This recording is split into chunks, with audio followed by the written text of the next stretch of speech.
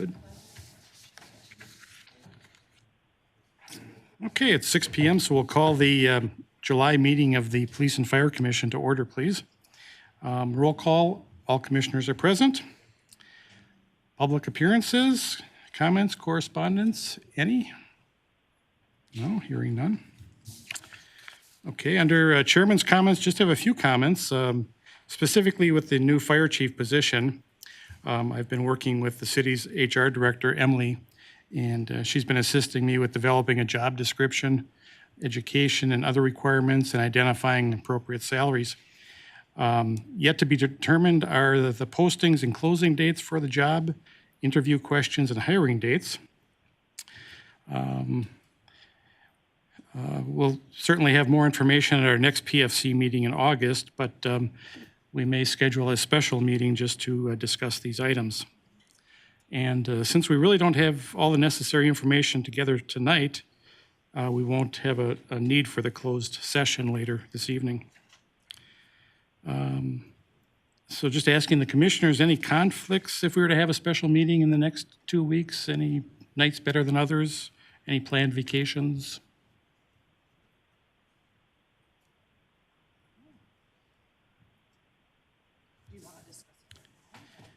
Well, you can let me know if how that works out for you. I was thinking perhaps like July 22nd, if that might be a possibility. It's a Monday night. So, okay, you can let me know on that for sure as things develop here. July 22nd. Okay, next item on the agenda is review of the previous meeting minutes from the June 10th. Mr. Chairman, Yes, sir. under Fire Department Item 3, my recollection is that I motioned to recommend this to the council, and we had a second, and it passed, but I could be mistaken. Okay, fire department number 3 is to purchase the fire truck. Is that the one, Joe? Yes. Okay, So discussion and possible action, I believe we took action on that. And our action was to go ahead and recommend it to the council for approval. I believe that was the correct motion at the time. I think, Sarah, do you remember seconding that? So Joe had motioned and Sarah had seconded that. I'll check my minutes. I'm sure I just missed it. Okay, thank you. So should we just table this approval until next time then? I think we should do that, yes. Okay, thank you. Any other corrections or suggestions that you see on there?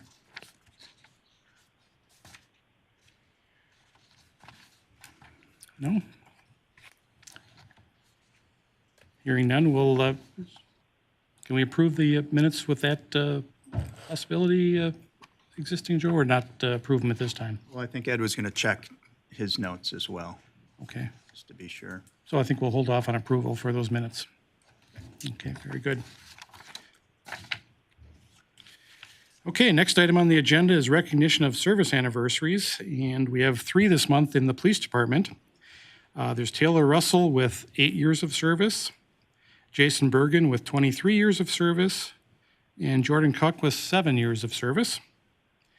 And on the fire department side, we have Joe DeBoer, our own Joe DeBoer here, 20 years of service. Andrew Borgenhagen has 3 years, and McKenna Ferry has 1 year of service. So the PFC certainly congratulates them and thanks them for their service. Thank you very much. I don't think I'm old enough to have 20 years on, so. You started young. You fix that for the next minutes. Exactly. Okay, so I think we'd like to move up the demonstration for the ambulance for their new life packs. We'll move that up to this point if that's okay with everyone. Okay.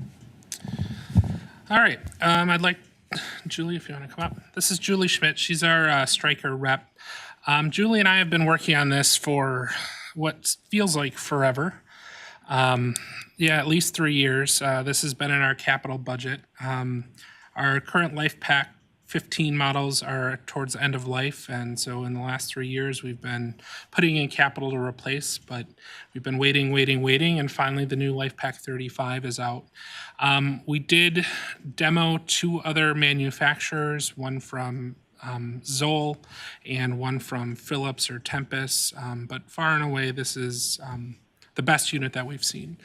So I asked Julie to come here tonight and give you guys just a quick demo about some of the capabilities of the monitor and some changes that we've seen in the last 15 years since we've had our current ones.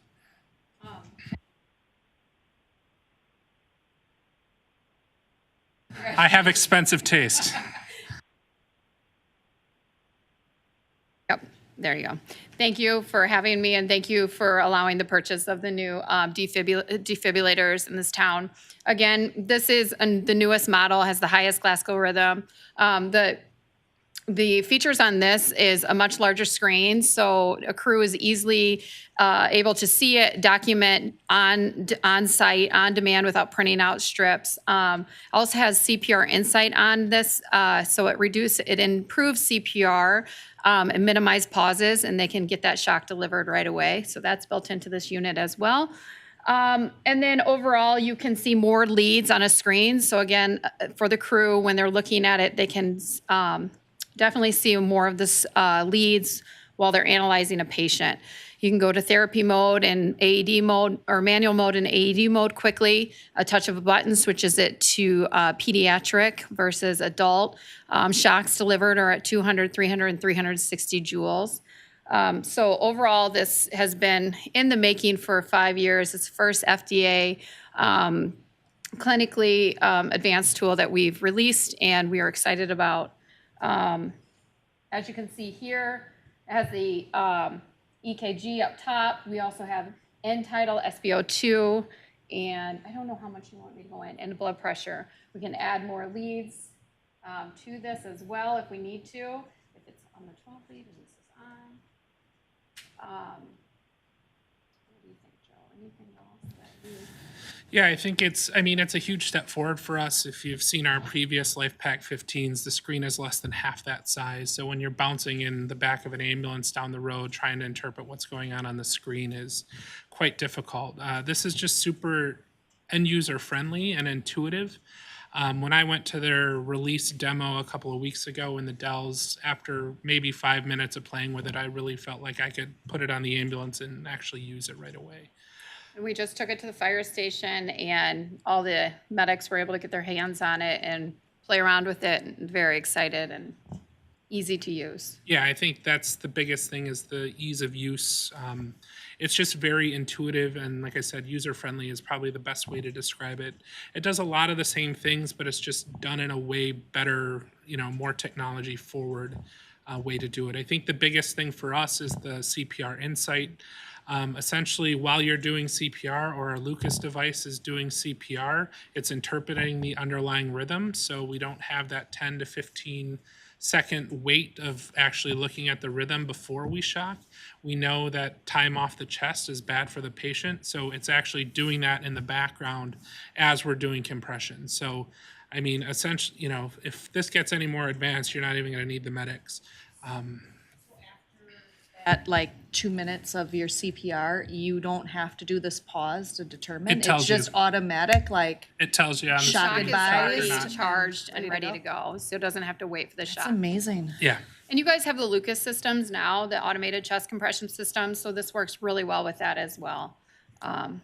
And I think the other thing that's really important there is the STJ Insight, which essentially is we kind of refer to it as a doc in the box that helps us interpret the 12 lead EKGs that we acquire.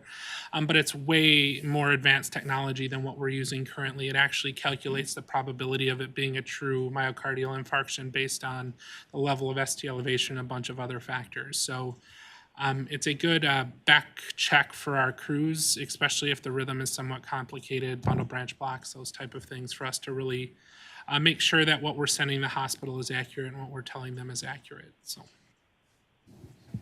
Very good. And we have these on order They're on order. and delivery?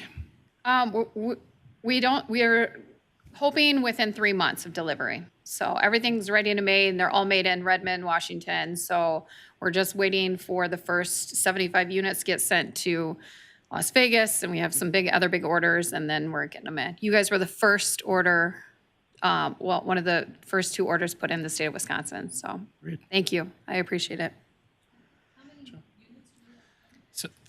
Three units. And they will all have adult and pediatric capabilities, SBO2, CO, and end title. So it works with or without the Lucas? Yep. Uh-huh. Because obviously plenty of applications without. Oh, yeah, this Yeah. is I mean, if you look at tools that we use on a daily basis in the fire department, this is probably number one. It is used on every single ambulance call we go to. Almost every set of vitals we obtain is through our heart monitor. So this is really a workhorse tool that we're replacing.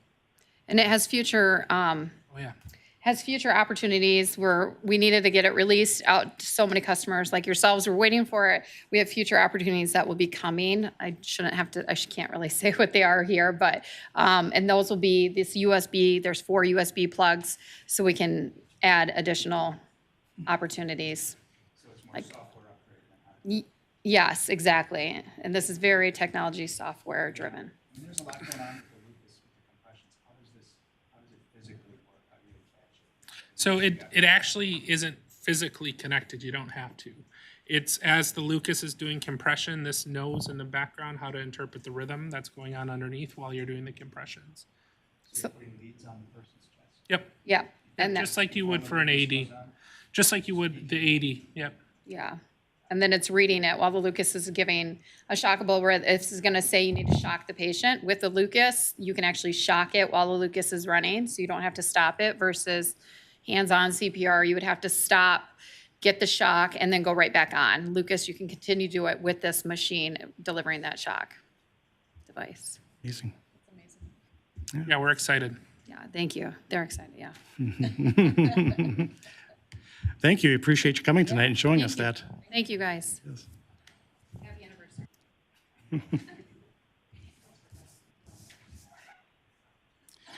Okay, I guess we can move on now to the police department, and let's first look at the June invoices. Commissioners, any questions there?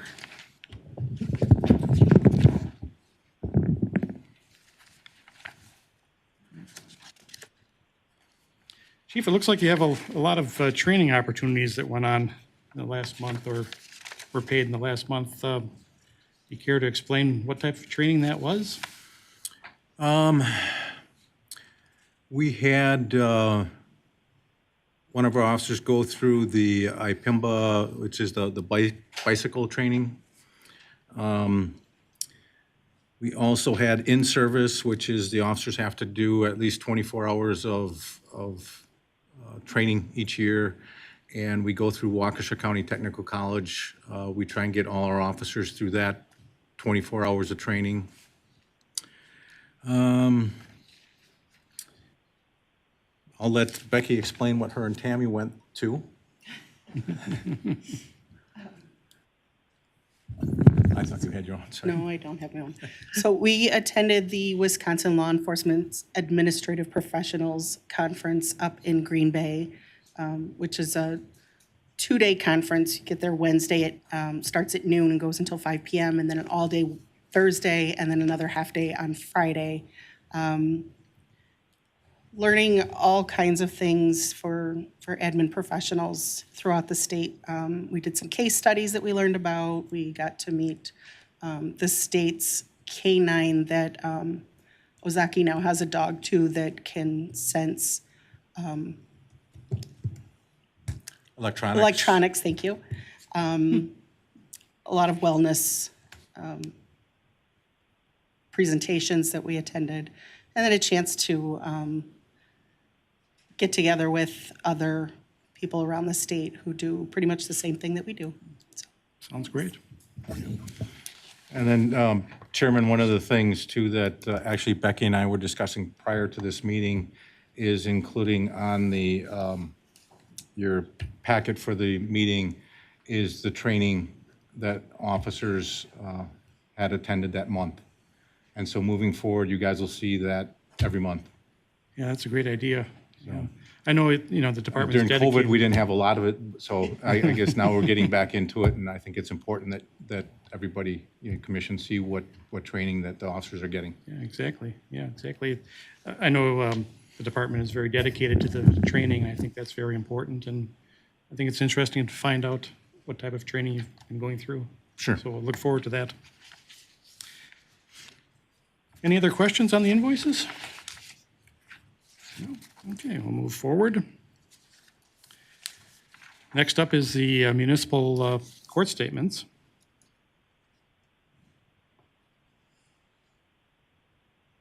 Any questions there? Okay. Hearing none, we'll move on then to calls for service. This is the month of June.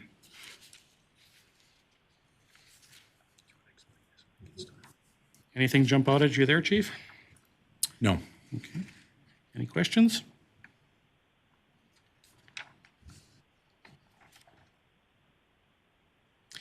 Only 4 firework calls for the month. That I would hope that increases in July. All depends how many we can go to as well. Okay. Okay, and then let's take a look at Wisconsin incident-based reporting reports. I think we've got the April is being revised. Yes, that was revised. I'm not quite sure how the calculations got mixed up, but that was corrected and redone for you to see, comparing April to March, Correct. previous month, and how those were going up, and then May and April as a comparison.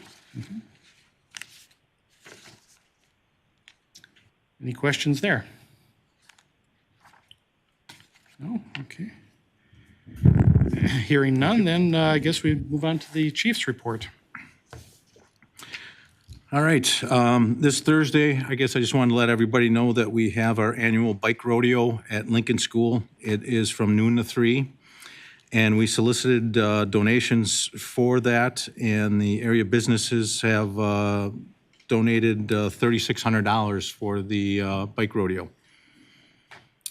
One of the things we have, one of the most expensive things we have there, and it seems to be enjoyed very much every year, is the BMX show. And we haven't heard back from them yet, but that's not that unusual. They're busy BMXing, I guess. And let's see, the other thing, we've got Fish Day coming up, the 18th, 19th, and 20th. I guess I got to get used to saying Fish Days. We're all set for that. And earlier, or I should say late last month, we also, myself and the command staff attended the school district training for the standard reunification training. And so now we kind of, I guess we have a better understanding what the schools would do for that. And I guess moving forward, it's kind of up to them to get that out to more of their staff. And that's all I have. Oh, I do, one other thing, I guess, July training. We have 5 officers that are going through training for the intoximeter. So basically, they can run the intoximeter should they or another officer have an intoxicated driver. Does that require a certification or? Correct. Okay. Is that like a breathalyzer? Is that like the breathalyzer Yeah, or something correct. similar? Okay. That's all I have. Okay. All right, I think then we can move on to the ambulance department. And first item on the agenda is the ambulance invoices. Yeah, nothing super fun or exciting to report there. Air gas is where we get our bottled oxygen and other gases from. Boundtree is our medication and equipment supplier. We used to use EMP. They were purchased by Boundtree, so pretty much all of our invoices going forward will likely be through Boundtree. Okay, good. Okay, next on the agenda is ambulance calls for the month of June. So the report is a couple of days, just where kind of things cut off from a timeline standpoint and deadline to get the packet together. We did end the month with 129 EMS calls. So kind of average for where we've been. Response times are still good when we have crews in house. Yeah, again, excellent response times, about 5.5 minutes from the time of page to on scene, so that's hard to beat. it's excellent. Yeah. Our citizens appreciate that. And non-transports, that list keeps growing. It does. Not a lot of good reasons for why. I think it's just kind of the ebb and flow, but we've been, whenever somebody calls, we always encourage them to go to the hospital, but sometimes they have other ideas, whether it's family members calling or facilities calling on their behalf, and they are not interested in being transported. So not much that we can do from that standpoint. So Joe, when we see when we see a certain address on there 3 times, all for the same time, all of that, is that 3 different people at that same residence or one person? So usually when you're seeing multiple patients on there, it's from a motor vehicle accident. So probably about a year ago, we changed the policy that every patient involved in a car accident or, on scene of a traumatic type call will get some form of assessment. And that might just be us going up to them and they can say, hey, we didn't call you, we don't want to talk to you, that's fine. They certainly, that's their decision to make.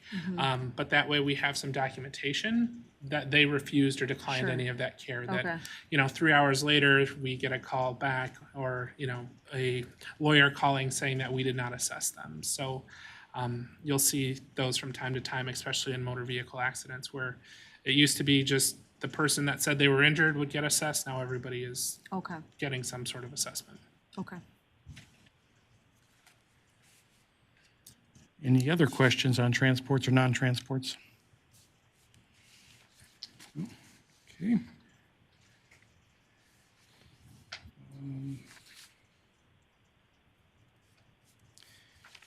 Next, we can look at the mutual aid calls that we requested ambulances from outside the city. Joe, you kind of want to explain what flex hour cut refers to? So to stay compliant with our budget, we had to cut back on some of our staffing hours. The ones that in that column that met that criteria that we would have had extra crews available during that time are marked thusly. So if we had had the extra crews. We would have been able to. You would have been able to staff these Yep. yourself. So 3 out of the 5, Yes, you would have been able to staff yourself if you had Yes. had the monies. yes. I think that's a nice addition.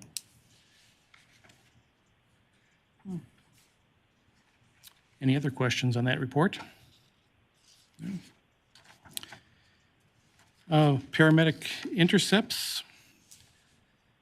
Yeah, I mean, it's been kind of a consistent number of calls the last few months. As Fredonia is experiencing kind of similar staffing things that all the rest of the departments are seeing, we are still providing intercept services if they are not available or if they need a medic themselves. So kind of a decrease in the number of times that we transported with them. One of those calls, the one on 6/17 in Newburgh, that was a missed page through the sheriff's department. It should have went to Saukville because that call was in the village of Newburgh, but something that Saukville would have covered. So that happens with some really complicated boundaries. So Sure. and things changing day to day.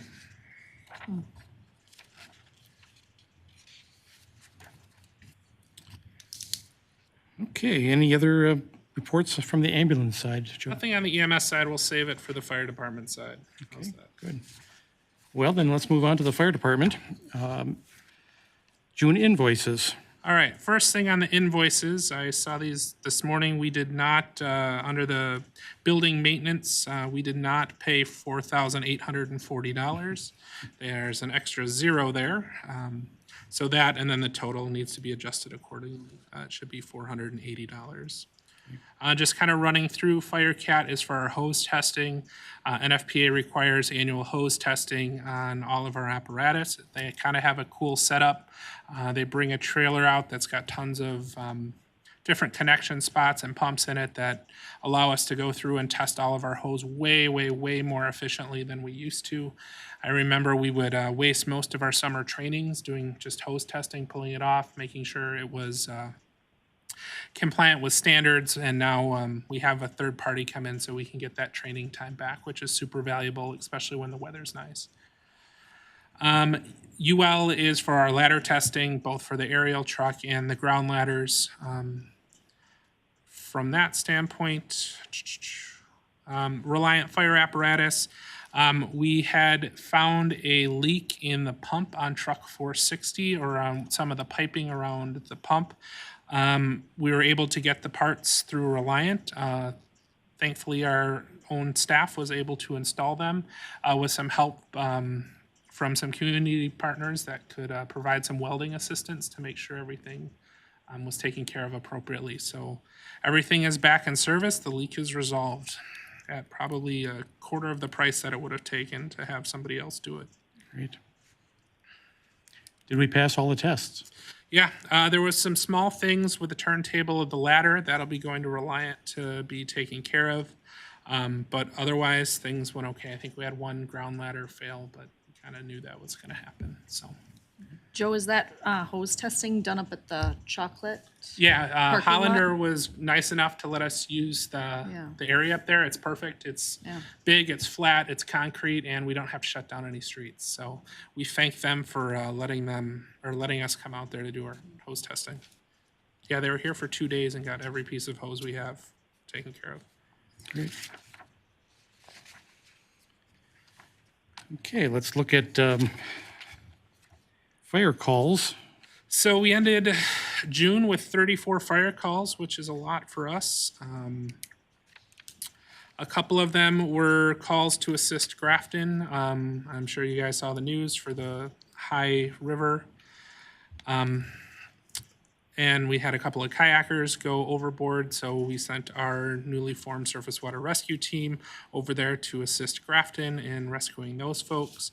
And then on the 5th, we also sent the dive team and the drone down to Thiensville to assist for a gentleman missing in the river down there. I see 13 false alarms.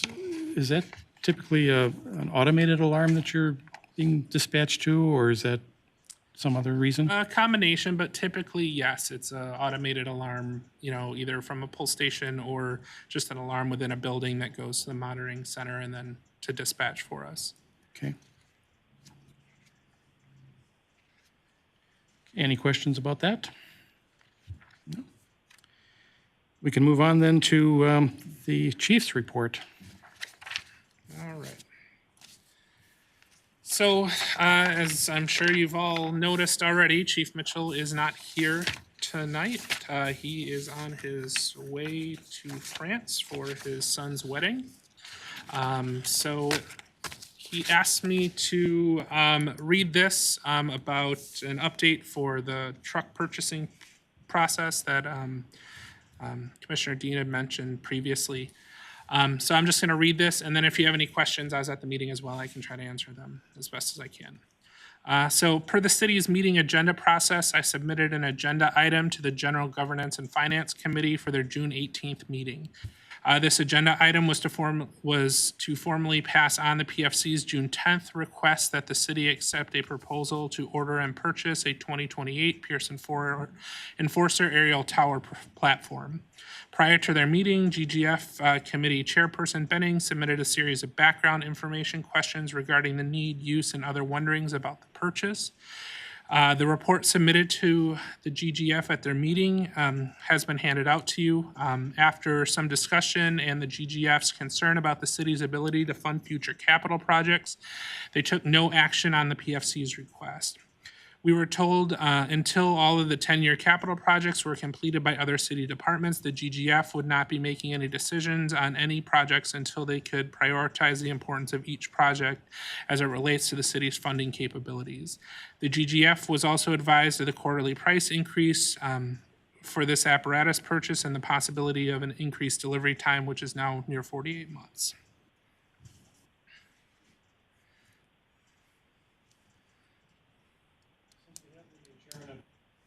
Since we have the chairman of that committee here, would you like to make any comments on that, Alderman Benning? We're just trying to figure out how we can borrow for it. It'll get worked out, it's just a short time. Takes time. Okay, good. Mr. Chairman? Yes, I may have missed it, I'm sorry. microphone, Joe. Time was of the essence last time. Is that all being considered? Because apparently they weren't going to hold the price for us. Well, so Chief had an extra zero in the number he gave you, so it's only about a $3,000 difference Okay. versus 30,000. Yeah, yeah, because we were trying to capture that price lock. Okay, and maybe in good faith, they won't even, if we work with them, they'll understand if it's a week or two difference. Be nice to save $3,000. Positional order, we used to do positional orders all the time where I worked, and sometimes that was good enough. Yeah, okay, thank you. It just needed to follow the process and it hadn't followed up. Okay. Okay. Then we can move on. Continue your report, please. Yeah. Chief's report. As with every July, our EMS training, which is also open to fire staff, we cover mass casualty events, given our largest potential for a mass casualty event happens the weekend after. So if anybody is interested, including members of the police department, in attending the mass casualty training, they are more than welcome. It will be, I believe it's the 17th. Is that the Wednesday? Just let me double check. Yes, the 17th at 7 p.m. We kind of do it in two parts. The first part is a kind of lecture-based, kind of 30,000-foot view of a mass casualty event. We're not really talking about the patient care stuff. It's more about organization and how to set yourself up for success in that type of event. And then the second half will be a tabletop exercise. So we'll actually go through the motions, use the radio, work with calling HERC, which is where we get our bed counts, and they'll create an alert for us. So if it was the real thing, so we'll kind of have a chance to test the system for us a little bit. So again, anybody's interested, if anybody's interested in attending, including police department, you're more than welcome. And where is that training held? It's fire department. Okay, good. Question? Yes. How, in the case of a mass casualty, what's the process to notify local hospitals? So there's a couple of ways. The correct answer to that question is we call the Healthcare Readiness Council or Commission, which is part of SURTAC or the Southeast Regional Trauma Commission. They have a phone number. We call them, say, hey, this is Port Washington. We have a mass casualty incident. We expect this number of victims. They will push out an alert to all the hospitals through a computer system called YTRAC. Those hospitals will reply back with their availability. HERC gives them a little bit of time to go through that process, and they'll call us back with the bed counts of each of the available hospitals. Having all the phone numbers still is a usable tool, but we also realize that hospitals are short-staffed just like everybody else, and if they're preparing for a barrage of patients, sometimes they don't have somebody sitting there to answer the phone or get bed counts or that kind of stuff. So we rely on HERC to get a lot of that information together for us. And in your tabletop exercises, have you found that it works? Yeah, we've been pretty successful doing that. We've done it the last 3 years now. We found that it was helpful to be a little bit more specific about which hospitals we wanted, because they are operated out of, Milwaukee County Emergency Management and Paramedic Base. So they're used to getting calls from Milwaukee. So you got to be a little bit more specific. Hey, I need the North hospitals. I don't necessarily care as much about Franklin's bed count or availability. Right. But Sheboygan might be helpful. So once we kind of learned through a couple of calls that, hey, be specific about what you want up front, and they're really good about getting that done for us. So they're a great partner in that process. Do you have an idea of what type of mass casualty you guys are? I do. Don't, But don't care we to don't- share? Yeah. We like to change it up every year, so it's not the same thing. I think one year we did the, back when we used to have a helicopter there, we did a helicopter crash in Upper Lake Park. If you saw that helicopter, probably a realistic scenario. Last year, we actually did a vehicle into the crowd coming down the hill. And then we have a different, unique one planned this year. Sounds good. Any further questions on that? No? Okay, continue. Last thing that I had on my list was just to give you an update on the replacement of Medic 455, which will be renumbered Medic 450. It's a 2024 Chevy Tahoe we got a few months ago. We have a lighting and outfitting plan in place. However, the place that we are going through is contracted to do a lot of the vehicles for Milwaukee Police and Fire Department for RNC, so understandably, they're a little bit behind. So as soon as they clear the deck with all of their RNC vehicles, we should be pretty close to be in line for that.